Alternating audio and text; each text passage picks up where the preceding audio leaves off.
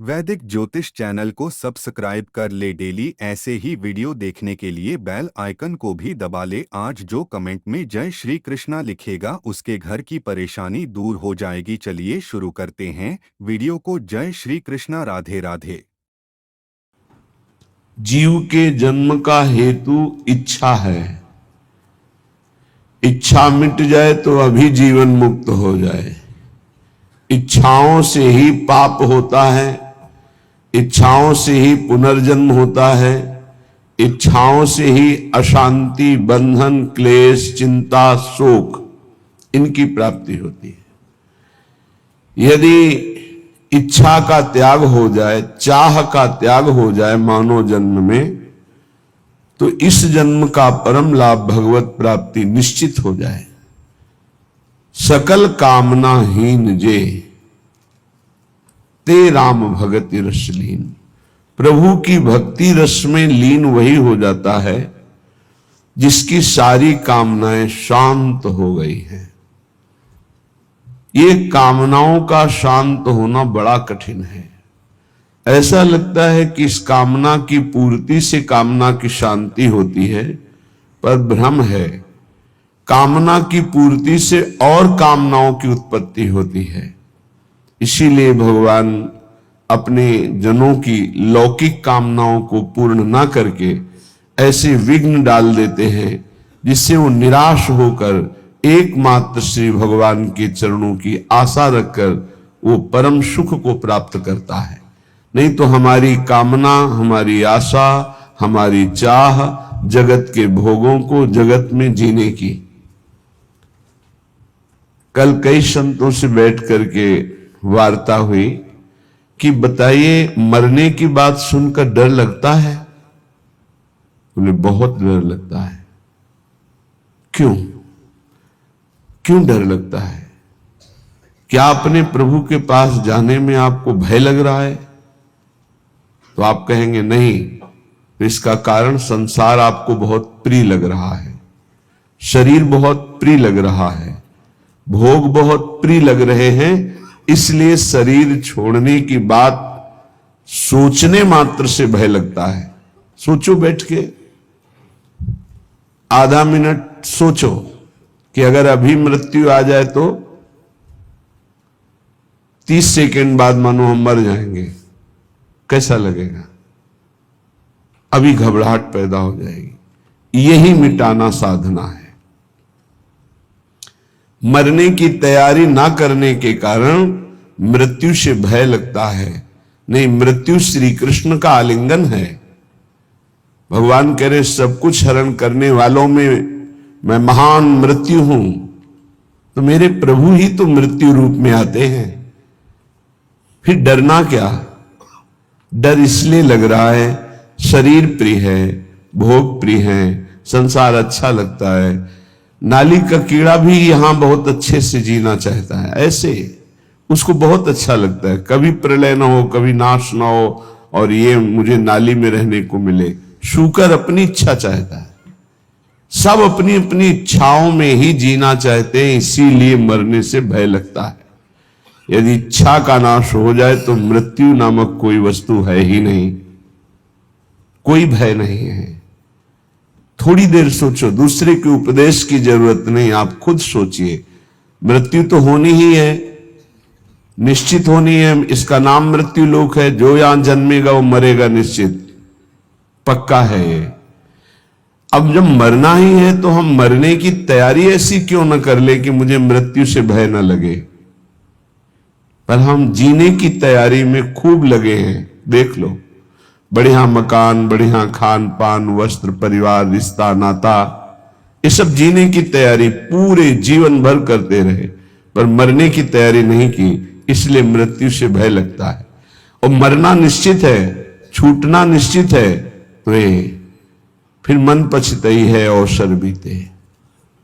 ये अंत ही तो ही तजेंगे, पामर तू न तजय बही ते।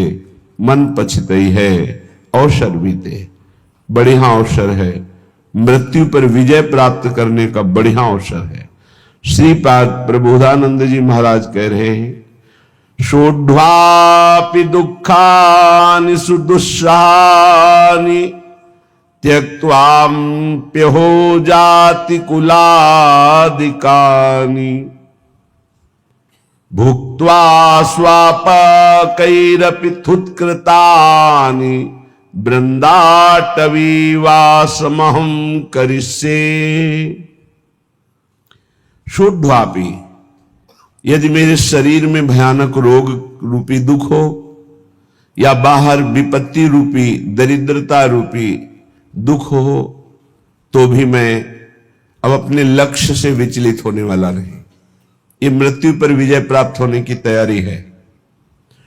सोढ्वापि दुखानि सुदुस्सहानि, जो सहा नहीं जा सकता ऐसा दुख। आप विचार करेंगे कि जो ऐसा दुख है उसमें भजन कैसे हो सकता है। गुरु कृपा से देखा है, जब ऐसा भयानक दुख होता है तो एक अंतर में कोई ऐसी जगह है जहां बिल्कुल दुख स्पर्श नहीं कर रहा होता, केवल दुख का वो दृष्टा होता है, केवल दुख को देख रहा होता है, दुख को भोग नहीं रहा होता।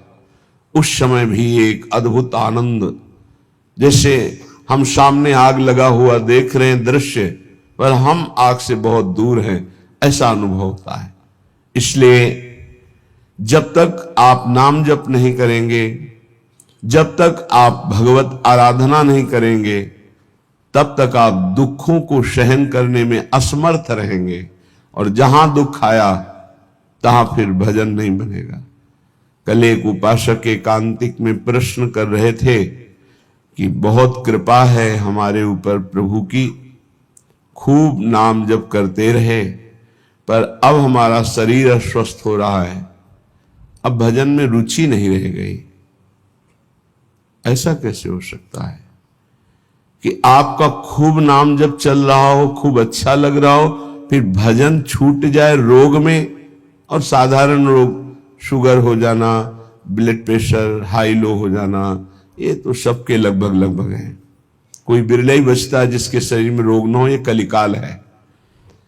अगर रोग ये साधारण आने पर आपका भजन छूट जाता है, तो असाध्य रोगों में क्या करेंगे आप? तो फिर प्रभु को भूल ही जाएंगे। तो आपकी तैयारी क्या रही? तैयारी तो इसी बात की है कि भारी विपत्ति बाहर और अंदर शरीर रोग ग्रसित पर हम आपका भजन नहीं छोड़ेंगे।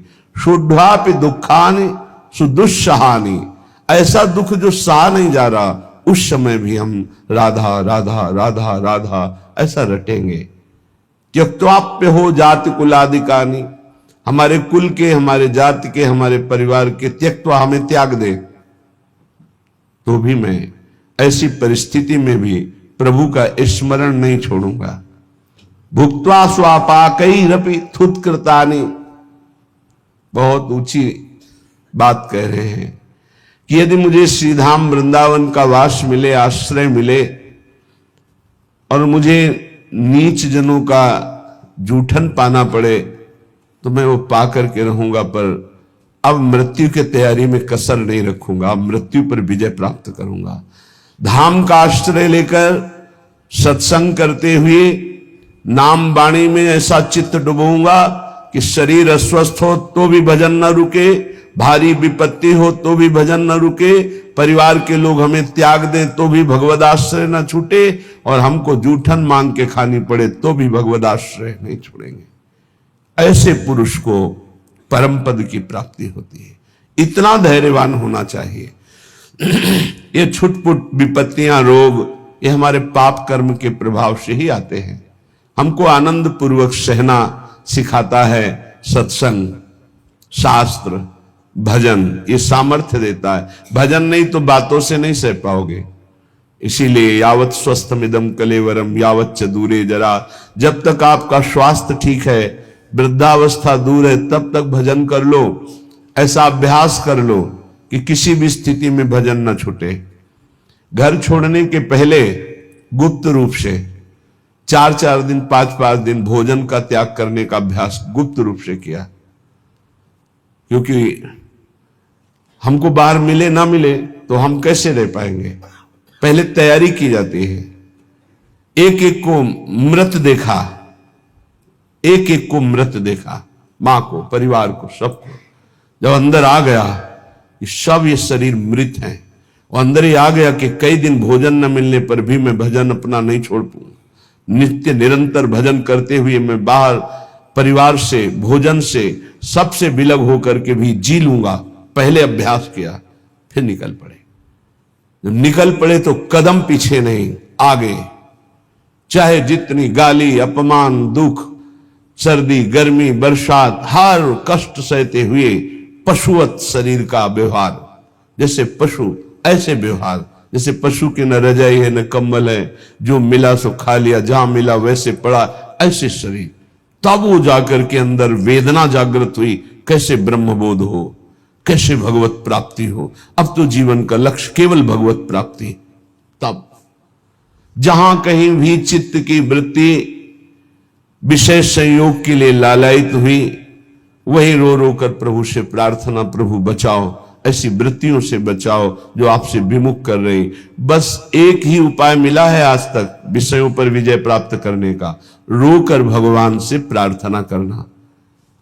नहीं, विषय इतने प्रवीण है कि इंद्रियों को बलात् अपने में तन्मय कर लेते हैं। इंद्रियां इतनी प्रबल है कि मन को बलात् अपने में अधीन कर लेती। मन इतना प्रबल है कि बुद्धि को अधीन कर लिया। बुद्धि इतनी प्रबल है कि जीवात्मा उसी में तन्मय होकर भोगों में लग गया। ये कहने में इतना समय लगा, तन्मय होने में इतना भी समय नहीं देता। विषय एक सेकंड में तन्मय करा देता है। जहां तन्मय हुआ वहां भ्रष्ट हुआ। इसलिए कैसी भी परिस्थिति हो, भजन का अभ्यास कर लो। जीवन में एक ही बात दृढ़ निश्चय रही गुरु प्रताप से, हमारा स्मरण न छूटे। बस उसके लिए पूरा जीवन लगा दिया गया है, स्मरण न छूटे। हजारों के बीच में या एकांत में, भूख प्यास में या छके हुए, अपमानित होकर या सम्मानित होकर, सर्दी, गर्मी, बरसात, कोई भी परिस्थिति हमें भगवान से विमुख न कर पावे। कोई कहने वाला थोड़ी था परमार्थ में जब चले, कोई सिखाने वाला थोड़ी था। एकमात्र परमात्मा स्वरूप गुरुदेव हर समय साथ रहते, हमारे दिमाग में रहते। 3 बार गंगा स्नान, चाहे सर्दी हो, चाहे गर्मी हो, चाहे बरसात हो। एक ब्रह्म मुहूर्त 3 बजे 4 बजे के बीच में जब भ्रमण करते थे, अगर कहीं रुके तो 2 बजे के बाद उठकर गंगा किनारे। पर भ्रमण में ऐसी, क्योंकि पता नहीं कौन कहां घाट है, कहां स्नान करना है, तो 4 बजे के लगभग। फिर 9 और 10 के बीच में एक स्नान, और फिर 3 और 4 के बीच शाम। ये शौच लगे न लगे उससे नहीं, 3 बार त्रिकाल स्नान करना और त्रिकाल आराधनाएं कुछ गुरु प्रदत्त। अपने को जब तक आप दुख सुख में समान रखकर साधना में भाव नहीं रखेंगे, तब तक आप नहीं चल सकते। क्योंकि ऐसी परिस्थितियां माया डाल देगी। हमें बड़ा आश्चर्य लगता है, छोटे मोटे रोग, ब्लड प्रेशर लो हो गया या हाई हो गया या शुगर बढ़ गई, ये तो बहुत बड़ी बड़ी भयानक परिस्थितियों में महापुरुषों की दिनचर्या में कोई फर्क नहीं पड़ा। तिवारीपुर सेनपुर के समीप है, वहीं एक पंजीरी बाबा रहते थे। उनकी एक सिद्धि थी ऐसी कि इतना बड़ा पात्र था मिट्टी का, और हजारों, दसियों हजार लोगों को पंजीरी ऐसे देते थे, एक एक मुट्ठी, कितनी भी, 100 ग्राम 50 ग्राम उसमें डाल दी गई, बस लाल चला ऐसे ऊपर रख दिया, बस उससे देते चले जा रहे। दसियों हजार लोगों को पंजीरी बांट देंगे, उतनी ही बची रहेगी। ऐसे सिद्ध महापुरुष। पर उनका नियम था, सुबह 2 बजे रात्रि से लेकर के दोपहर 2 बजे तक गंगा जी में खड़े होकर मंत्र जपना। प्रारब्ध भोग उपस्थित हुआ, कछुआ ने काट लिया, पर वो अपने हिले नहीं साधन से। अब वहां दंडोत प्रणाम करने वाले हजारों लोग, लेकिन पूछने वाला कौन होता है, आप कैसे हैं? ये तो कोई बिरला ही। अब उनकी सड़न पैदा हुई, उसी पैर में मवाद बनने लगा। वो वैसे ही दिनचर्या, कीड़ा पड़ गए, वैसी दिनचर्या। जब कीड़ा पड़ गए, दुर्गंध आने लगी, तब दूर से लोग दंडवत करते, पंजीरी लेने नहीं नजदीक आते, तो हंसते, ये संसार है, हंसते। कभी उनको शोक ग्रसित नहीं देखा, कभी नहीं देखा। एक संत भगवान को देखा कि कमर से नीचे बेकार हो गए, प्रारब्ध भोग है, ऐसे हाथ के ऐसे बल से गंगा जी जाना, स्नान करना, अपनी दिनचर्या में जब उनसे बात करते तो अमृतमय आनंद में डूबे रहते। ये है साधना का फल। शरीर की कैसी भी परिस्थिति हो, हमारे भगवदानंद में फर्क ना पड़े तब तो साधन। तो कह रहे हैं शुद्धापि दुखानि सुदुस्सहानि, तैयार हो जाओ। देखो ये तैयारी है मृत्यु पर विजय प्राप्त करने की। चाहे जैसी दुख की परिस्थिति हो, चाहे जैसी परिस्थिति, भजन न छूटे। आप भजन को पकड़ने की कोशिश करें, भजन आपको पकड़ लेगा। जिस दिन भजन पकड़ लेगा उस दिन छूटेगा ही नहीं, रात दिन गूंजता रहता है। कैसी उसको आनंद की अनुभूति होती होगी जिसका निरंतर मंत्र चलता है, नाम चलता है। तो ना हम गमिष्यामि सताम समीपतो, वृंदावन छोड़कर, वृंदावन के रसिकों को छोड़कर मैं किसी भी महापुरुष का संग नहीं करूंगा। ना हम गमिष्यामि सताम समीपतो, जो प्रिया प्रीतम के प्रेम रस से अनविज्ञ हैं, उस रस के ज्ञाता नहीं है, मैं उनका सत्संग नहीं करूंगा और ना ही करना चाहिए। क्यों? क्योंकि हमारे भाव को पुष्टता मिलेगी, इष्ट मिले और मन मिले, और मिले भजन रस रीति। जहां इष्ट मिले, भजन रस रीति मिले, प्रेम रस का मन मिले, वही सत्संग में रंग आएगा, अन्यथा बाधा पड़ जाएगी। क्योंकि बहुत प्रकार की भक्ति है, बहुत प्रकार के भक्त हैं, बहुत प्रकार की साधना है, बहुत प्रकार के साधक है। तो हमारे समाधान का, चित्त के समाधान का विषय रसिक जन है। रे मन रसिकन संग बिन रंचनोपजय प्रेम। इसलिए महाप्रभु हरिवंश चंद्र जी भी कहते हैं, वृंदान सर्व महता मपहाय दूराद। बाहर के बड़े बड़े महापुरुषों को प्रणाम करके अगर प्रेम प्राप्त करना चाहते हो श्यामा श्याम का, तो वृंदावन के रसिकों का संग करो। तो उनके संग से, जिनका स्वभाव है सत्तारणी कृत स्वभाव, ऐसी श्री जी से आपका अपनापन हो जाएगा। तो ना हम गमिष्यामि सताम समीप, तो मैं नहीं जाऊंगा किसी भी बड़े महापुरुष के पास जो वृंदावन रस से दूर हैं। ना हम वदिष्यामि निजम कुलादि को, मैं कभी कुल का परिचय बता करके अपनी महानता देने वाले का मैं कभी संग नहीं करूंगा। क्योंकि महान वो है जो इष्ट में तन्मय है, ना कि जाति पक्ष में, कुल पक्ष में। ऐसी महानता न विद्वान पक्ष की। विद्या रूप मातु कुल धन जौवन अभिमान, इनका आदर नहीं होता। अगर इनका आदर होता है तो असत का आदर होता है, असत का संग होता है। श्रीपाद करे ना हम वदिष्यामि निजम कुलादिकम, ना मैं अपने कुल आदि का परिचय दूंगा और ना कुल का परिचय देने वालों का संग करूंगा। ना हम मुखम दर्शितास्मि कस्यचित्, मैं ऐसे का कभी मुख भी नहीं देखना चाहूंगा जो प्रिया प्रीतम से विमुख होकर के संसार के राग रंग में मगन है। वृंदाटवी वास कृतेति साहसी, मैं अत्यंत साहसी होकर के, असंग रह करके श्री प्रिया प्रीतम का निरंतर भजन करूंगा। आह कीदृक् पुण्य राशे, आहा कैसे पुण्य प्रकट हो गए कि हमारी श्री जी की करुणा उदय हुई और मुझे वृंदावन धाम का वास मिला, आने को मिला, दर्शन करने। आहा कीदृक् पुण्य राशे सुपरिणतरियम केयमाश्चर्य रूपा, कारुण्योदार लीला स्फुरति भगवतः कोनु लाभोद्भुतोयम। आहा मेरे सारे पुण्य फलीभूत हो गए, मुझे वृंदावन आने को मिला, वृंदावन में दर्शन मिले बिहारी जी के, राधा वल्लभ जी के, राधा रमण जी के, रसिकों का संग मिला, मेरे पुण्य फलीभूत हो गए। आहा आहा क्या आश्चर्य में करुणा उदारता प्रकट हुई कि मुझे परम रूप राशि श्री प्रियाजू के चरणों की शरणागति मिल गई, जो परम करुणा उदार का साक्षात वपु हैं। श्री जी के रूप का एक ऐसा प्रभाव कि रोए बिना नहीं रह सकते आप। करुणा, दयालुता टपक रही है श्री जी के रूप से। वो मतलब सामर्थ्य के बाहर की बात है, कोई वर्णन कर सके। ऐसे नेत्र है, ऐसी करुणा है, ऐसा अपनापन है कि बस चिल्ला चिल्ला के रोने का मन होता है।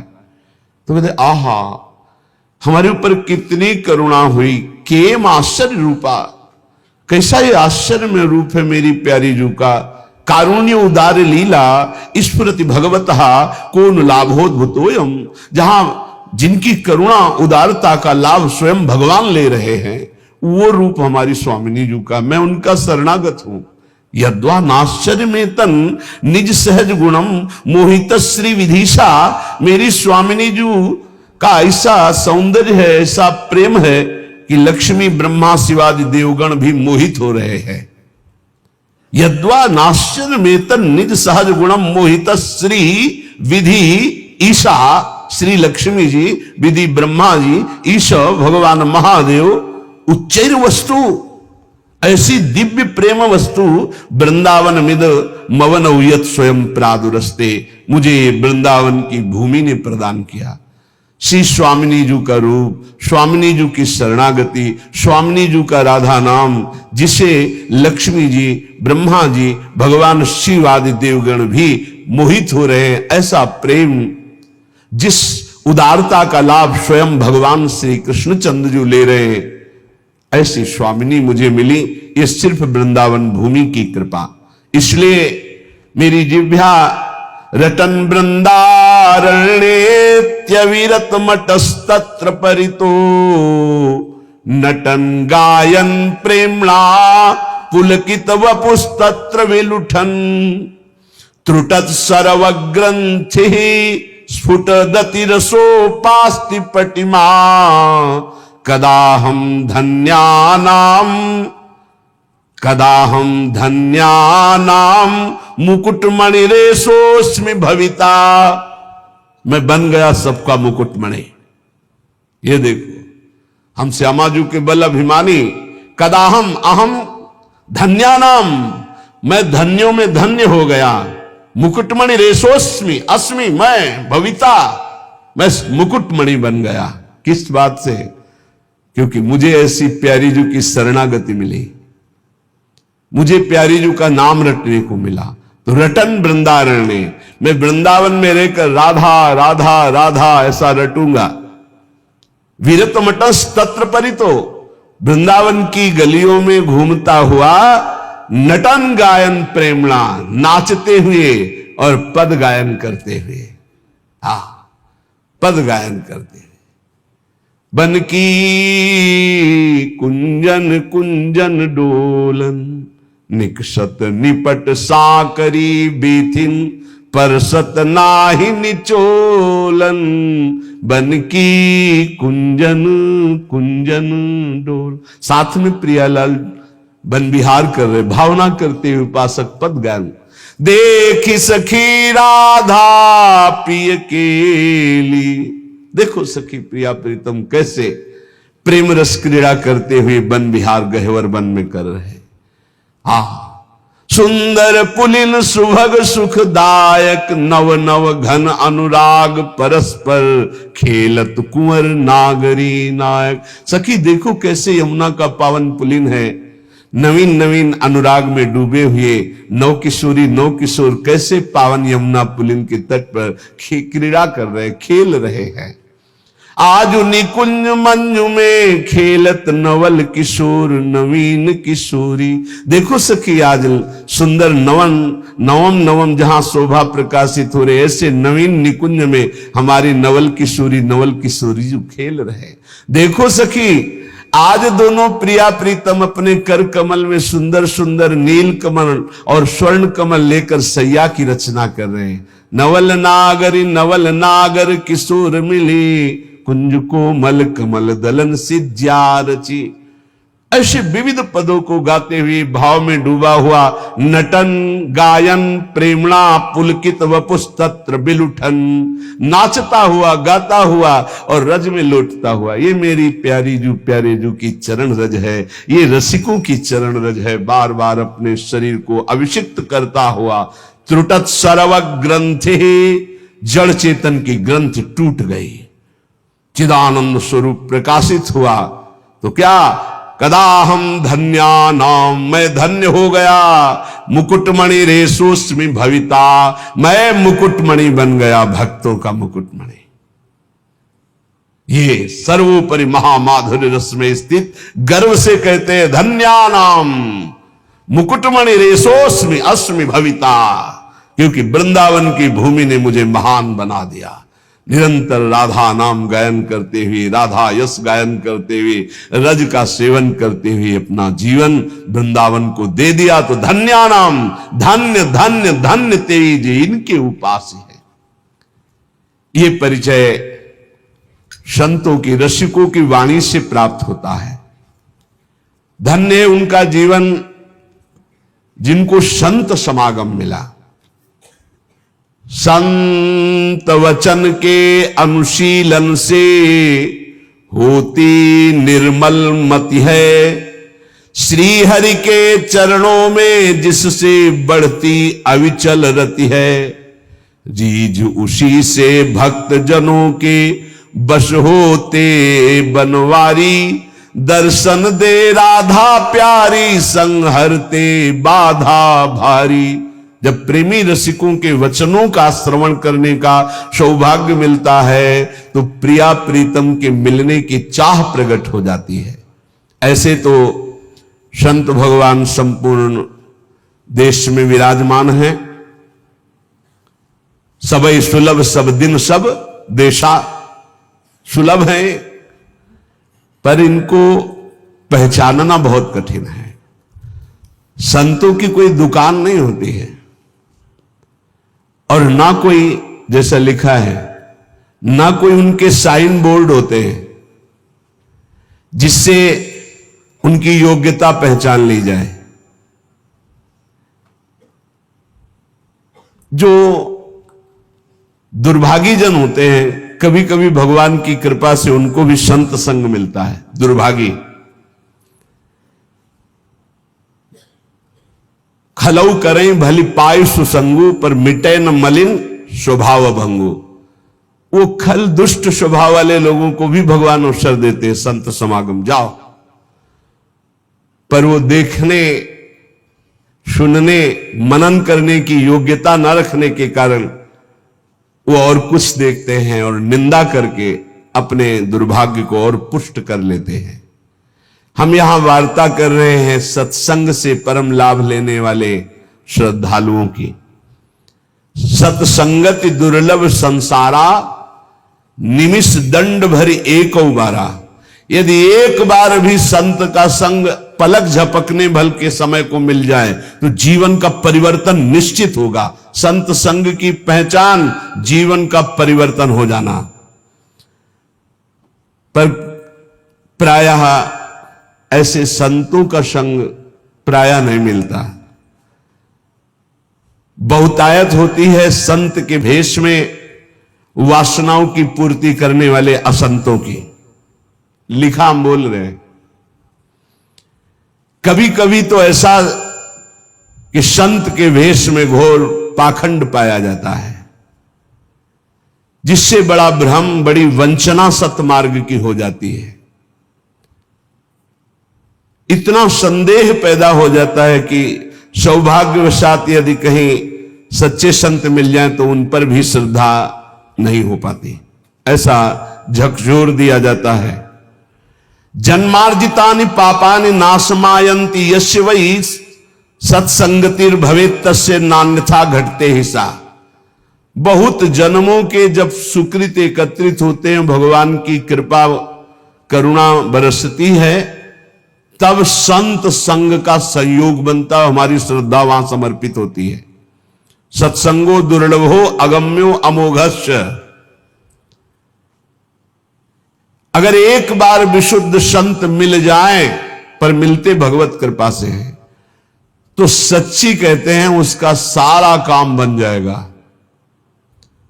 सच्ची बात है, दोबारा फिर लिखा, सच्ची बात है, उस संत की प्राप्ति का मतलब है भगवत प्राप्ति, उस संत के संग का मतलब है भगवत साक्षात्कार। सच्चे संत का मतलब यह है कि तुम्हारा संसार का चक्र अब नष्ट हो जाएगा। निगमागम पुराण मत एहा, कहीं सिद्ध मुनि नहीं संदेहा, संत विशुद्ध मिलहि परि तेहि, चितवहि राम कृपा करि जेहि। निगम आगम पुराण समस्त शास्त्र सिद्ध मुनियों सबका एक मत है कि विशुद्ध संत उसे ही मिलते जिस पर भगवान की कृपा कोर हो गई है। यद्यपि सब पर भगवान की कृपा है, सब पर मोरी बराबर दया, पर जो माया के खिलौनों में मगन है उन्हें गोद में बैठाने के लिए भगवान विकल नहीं होते। पर जो इन खिलौनों से थोड़ा भी ऊब करके भगवान को पुकारा तो कृपा की वर्षा कर दी और महापुरुषों का संग दे दिया। यदि ऐसे संतों का संग मिल जाए तो उनकी वाणी, संतों का आशीर्वाद क्या होता है? उनकी वाणी, उनकी वाणी से तुम्हारे हृदय में संपूर्ण पापों का नाश करके संगम प्रकाशित हो जाएगा। कर्मयोग, ज्ञान योग, भक्ति योग, इसका संगम प्रकाशित हो जाएगा। कह रहे जहां कर्म की कालिंदी में मिलती भक्ति की गंगा, सरस्वती हुए जहां ज्ञान की गूढ़ अगम्य अभंगा, त्रिविध साधनों की बहती है सुंदर जहां त्रिवेणी, धन्य संतवाणी प्रयाग सी निश्रेयस निश्रेणी। कर्मयोग, भक्ति योग, ज्ञान योग, मानो कर्मयोग यमुना जी और परम ज्ञान योग सरस्वती जो गुप्त रूप में है, और प्रकाशित प्रगट भक्ति योग मानो गंगा जी, मानो गंगा यमुना सरस्वती का संगम। कर्मयोग, भक्ति योग और ज्ञान योग तीनों संत वाणी के द्वारा हृदय में प्रकाशित हो जाते हैं। भगवान व्यासदेव जी, वाल्मीकि जी, नारद जी, वशिष्ठ जी, सुखदेव जी, ये सब तो महान महान अवतारी पुरुष हैं। इन सबकी वाणी में जो शास्त्रों में वर्णन किया गया है, जो संतों ने वर्णन किया है, उसका जो अनुभव करके संत जन बोलते हैं, तो त्रिभुवन में कोई ऐसा नहीं है। अगर वो एक बार वाणी कान में पहुंच गई तो उसका परिवर्तन निश्चित है। उसके जीवन में भगवत प्रकाश निश्चित हो जाएगा संत वाणी से। निमिषार्ध पलक झपकने के आधे समय के लिए भी यदि संत का संग हो जाए तो एक दिन ऐसा आएगा कि उसका मन हठात भगवान के चरणों में लग जाएगा। समय जरूर लगेगा। इसलिए प्रभु से प्रार्थना करो कि मुझे भगवत प्रेमी महात्माओं का संग मिले। प्राय बड़े बड़े संतों ने भी यही मांगा है। अविरल भगति बिरति सत्संगा चरण सरोरुहु प्रीति अभंगा। आपके चरणों में अविरल भक्ति हो, संसार से वैराग्य हो तो कैसे हो? बोले सत्संगा, साधु संग से ही ये प्राप्त हो सकता है। बार बार बर मांगू हर्ष देव श्रीरंग, पद सरोज अनपायनी भक्ति। अनपायनी भक्ति तो कहां से मिलेगी? बोले सदा सत्संग, वो संतों के संग से ही प्राप्त होती है।